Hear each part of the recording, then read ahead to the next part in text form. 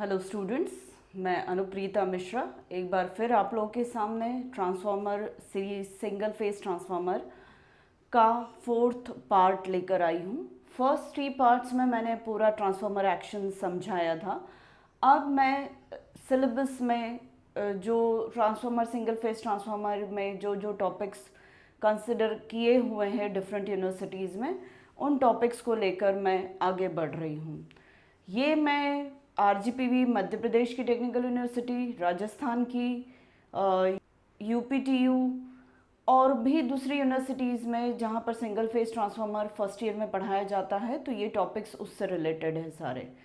कहीं कहीं पर ये सब्जेक्ट बेसिक इलेक्ट्रिकल इंजीनियरिंग के नाम से है, कहीं फंडामेंटल्स ऑफ इलेक्ट्रिकल इंजीनियरिंग के नाम से है।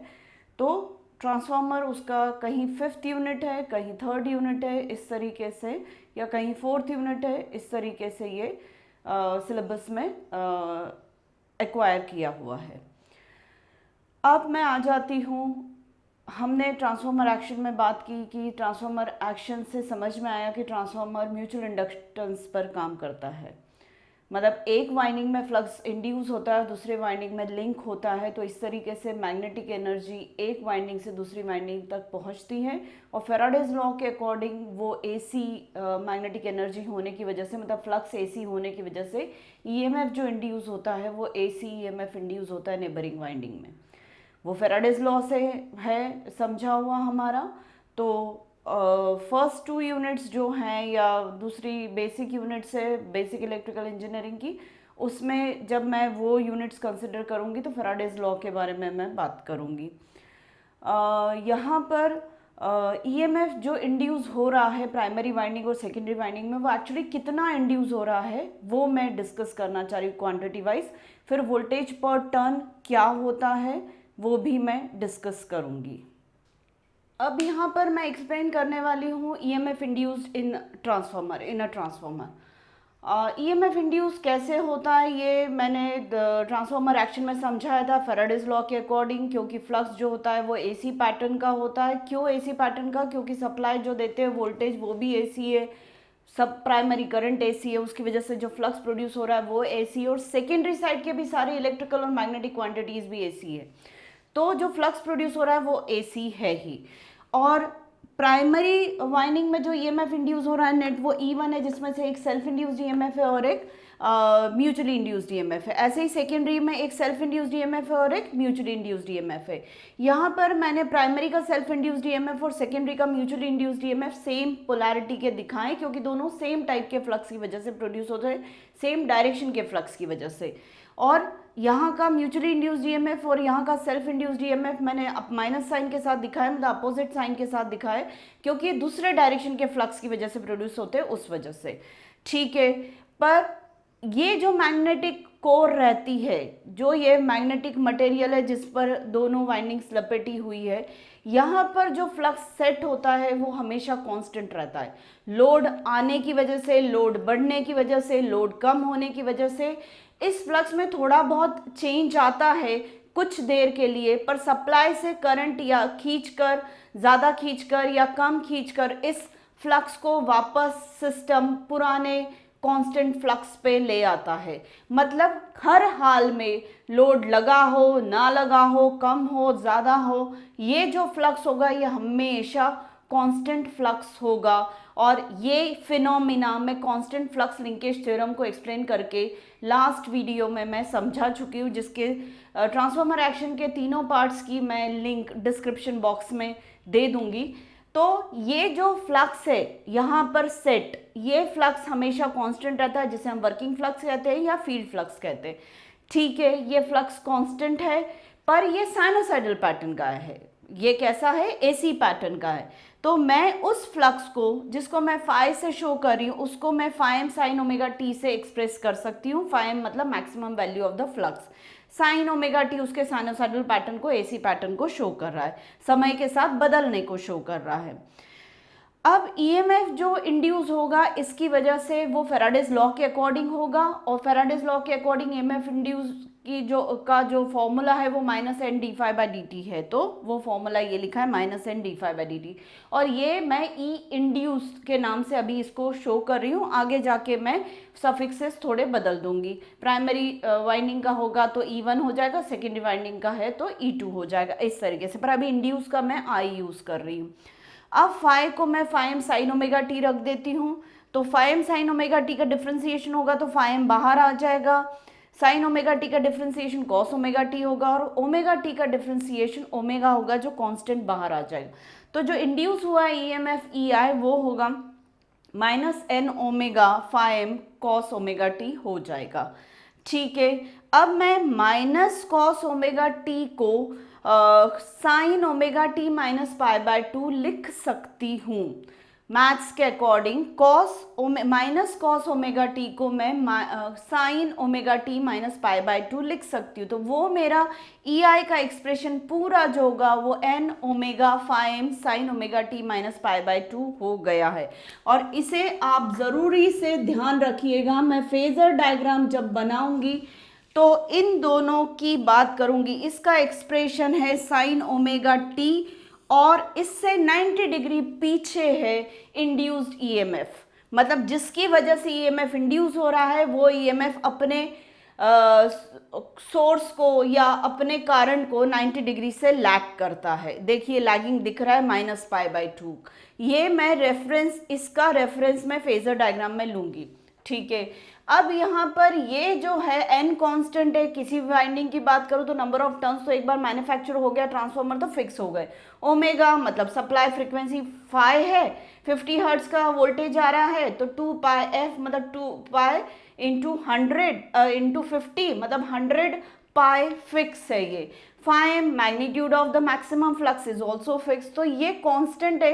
तो इन तीनों कांस्टेंट को मिला के मैं इसे ई का मतलब ईएमएफ का मैक्सिमम मैग्नीट्यूड ऐसे मैं बता दे रही हूँ। तो इस पूरे एक्सप्रेशन को हम लिख सकते हैं ई आई इज इक्वल टू, यहाँ पर ई एम ले आऊँ sign omega T minus pi by 2 करके, तो मैं एन ओमेगा फाइम की जगह ई एम रख सकती हूँ।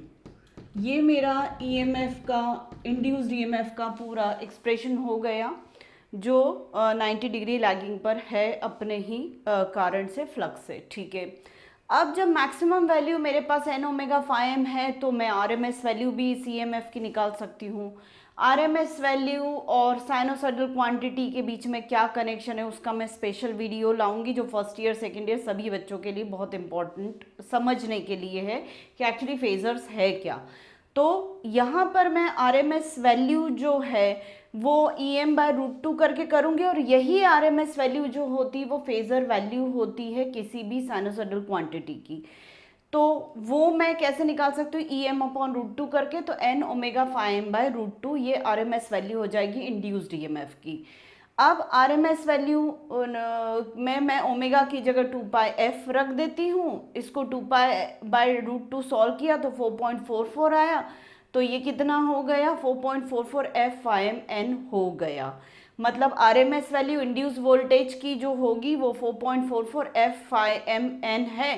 प्राइमरी का इंड्यूस ईएमएफ निकालना चाहूँ तो ई की जगह मैं E1 करके 4.44 एफ फाई N1 कर दूंगी, और सेकेंडरी का इंड्यूस ईएमएफ निकालना हो तो ई की जगह E2 कर दिया, 4.44 एफ फाई एम और N2 कर सकती हूँ। यहाँ पर फ्लक्स, अगर हमें मैग्नेटिक फ्लक्स एक्चुअली क्या है, नंबर ऑफ फ्लक्स लाइन्स है। ये कोर है, इस कोर का अगर क्रॉस सेक्शन सपोज सर्क्यूलर है तो ये सर्कुलर कोर ऐसी है स्क्वायर शेप में मान लो, या रेक्टेंगुलर क्रॉस सेक्शन भी ले सकते हो आप, स्क्वायर क्रॉस सेक्शन भी ले सकते हो। तो इसमें से नंबर ऑफ फ्लक्स लाइंस जो भी पास हो रही होंगी तो मैं इस कोर के रिस्पेक्ट में फ्लक्स डेंसिटी भी निकाल सकती हूँ। और फ्लक्स डेंसिटी जो होती है वो बी से शो होती है। मैं यहाँ रब करके आपको समझा देती हूँ। बी जो होता है वो फाई एम बाय ए होता है, मतलब इसके नंबर ऑफ फ्लक्स लाइंस जो है कितनी पास हो रही, रेड से तो मैं एक ही दिखा रही हूँ, पर माना कि इसमें से 1000 फ्लक्स लाइंस पास हो रही है इस कोर से, और क्रॉस सेक्शन माना कि इसका 2 है, क्रॉस सेक्शन 2 सेंटीमीटर स्क्वायर है, तो फाइम हो जाएगा 1000 डिवाइडेड बाय 2 सेंटीमीटर स्क्वायर, उसको मैं मीटर स्क्वायर में कर लूँ तो बी की वैल्यू मुझे वेबर्स पर मीटर स्क्वायर में मिल जाएगी। तो ये फ्लक्स डेंसिटी का फॉर्मूला अगर मैं वहां लगाऊं तो क्या हो जाएगा, ये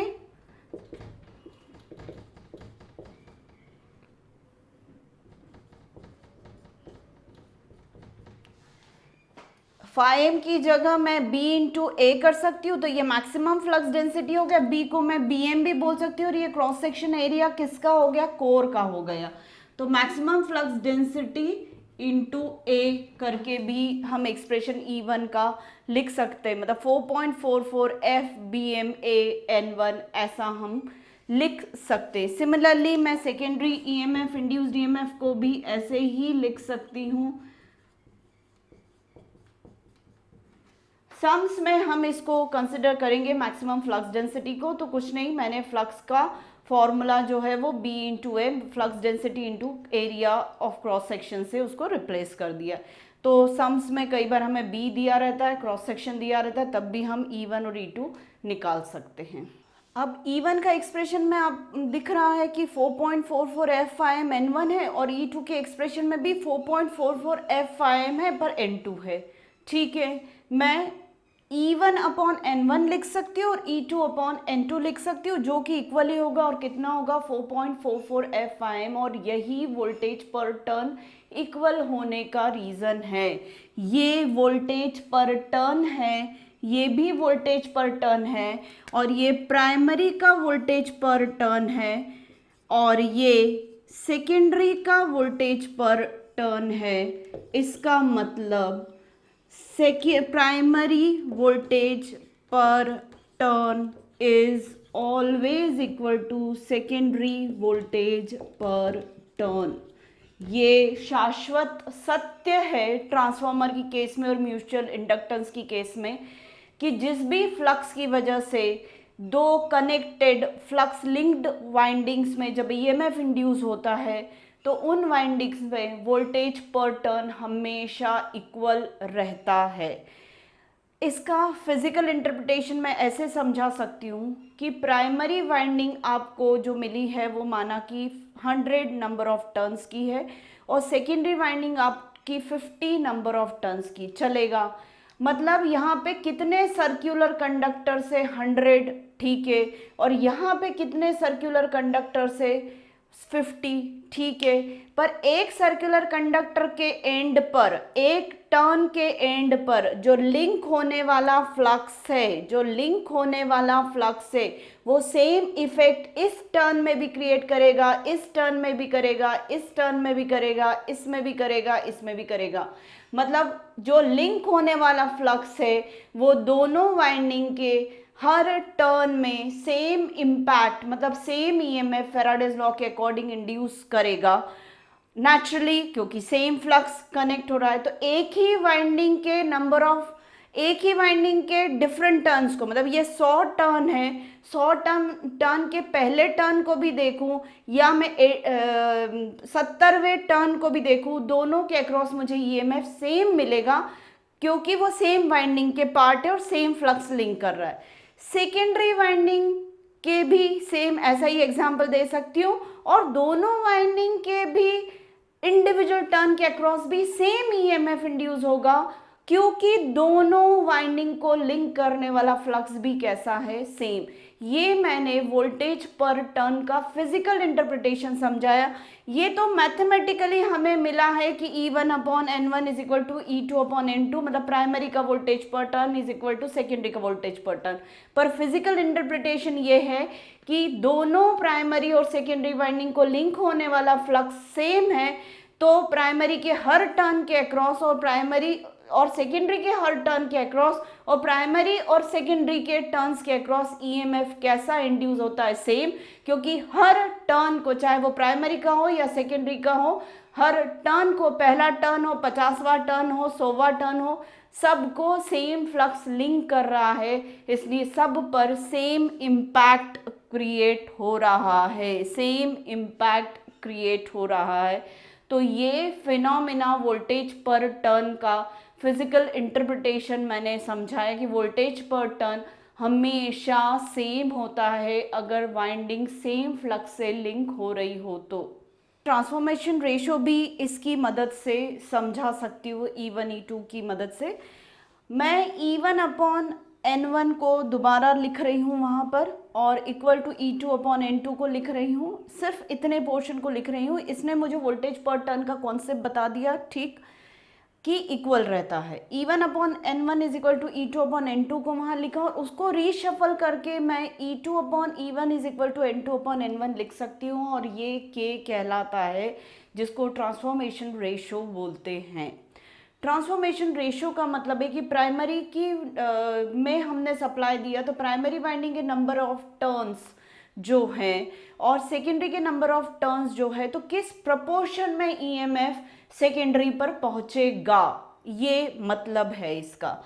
कहने का मेरा मतलब ये है कि अगर N2 नंबर ऑफ टर्न्स ज़्यादा होगा N1 से, तो E2 ज़्यादा होगा E1 से, मतलब प्राइमरी टू सेकेंडरी ईएमएफ बढ़कर ट्रांसफॉर्म होगा, मतलब बढ़ा हुआ ट्रांसफॉर्म होगा, क्योंकि सेकेंडरी नंबर ऑफ टर्न्स कैसे ज़्यादा है। तो सेकेंडरी नंबर ऑफ टर्न्स ज़्यादा होने की वजह से, और हर टर्न के अक्रॉस वोल्टेज जो है, माना कि 1 वोल्ट आ रहा है, तो 50 टर्न्स, अगर सेकेंडरी नंबर ऑफ टर्न्स मेरे 100 है और प्राइमरी नंबर ऑफ टर्न्स मेरे 50 है, मैं अभी जो एग्जांपल लिया था उसका ऑल्ट्रेशन कर ले रही हूँ, मैं प्राइमरी वाइंडिंग में 50 नंबर ऑफ टर्न्स ले रही हूँ, सेकेंडरी वाइंडिंग में मैं 100 नंबर ऑफ टर्न्स ले रही हूँ।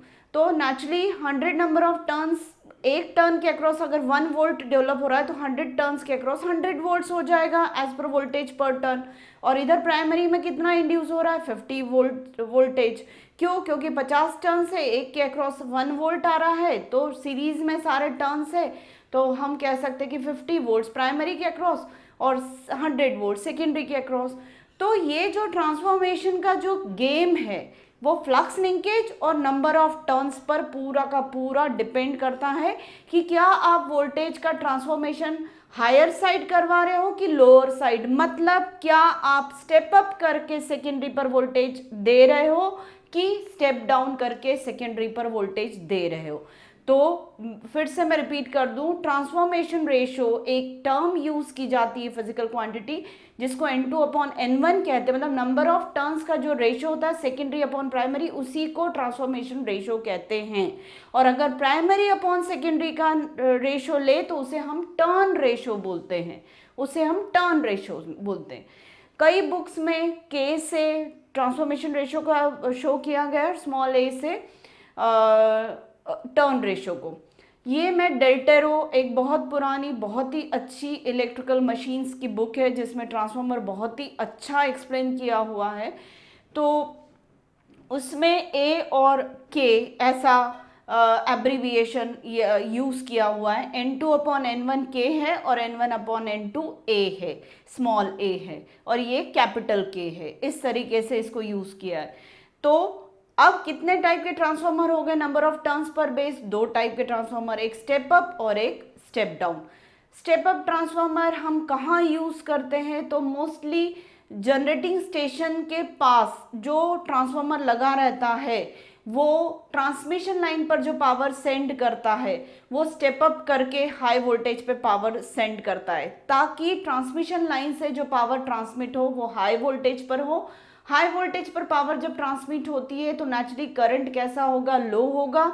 और ये कॉन्सेप्ट क्या है ये अभी मैं नेक्स्ट वीडियो में बताऊंगी कि मैं वोल्टेज को हाई बोल रही तो करंट को लो क्यों बोल रही हूँ, ये बात मैं नेक्स्ट वीडियो में करूंगी।